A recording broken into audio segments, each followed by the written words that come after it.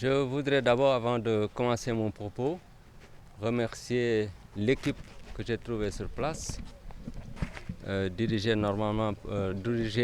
par le professeur Manga et le professeur Diata, ainsi que le médecin-chef de région qui a en charge la responsabilité de toutes les activités médicales au niveau de la région de Ziguinchor.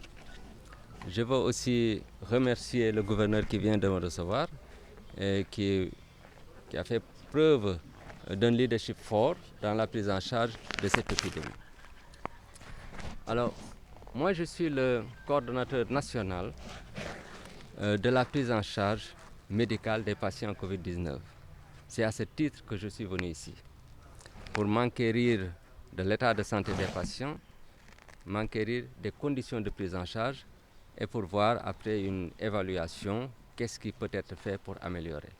Parce que tout peut être amélioré dans ce bas monde.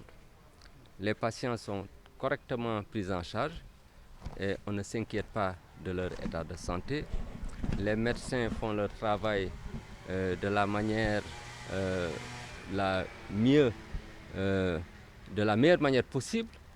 Mais j'ai constaté quand même qu'il y a quelques petits problèmes au niveau, par exemple, des équipements. Je peux donner l'exemple du service de réanimation qui n'est pas du tout fonctionnel, qui n'est pas construit selon les normes, alors que quand on gère ce genre de maladie, on doit prévoir le pire. Donc il faut être capable de prendre en charge tous les types de patients. Donc je pense que j'insisterai surtout à ce niveau auprès du professeur Bey, qui est le responsable de la partie réanimation au niveau du Sénégal, au niveau du ministre de la Santé. Je pense que Ziguinchor, ayant une UFR Santé, ayant des professeurs de talent, il n'est pas du tout concevable qu'il ne puisse pas y avoir un service de réanimation répondant aux normes, au cas où on aurait des cas qui nécessiteraient une réanimation lourde. C'est peut-être la seule fausse note majeure que j'ai constatée.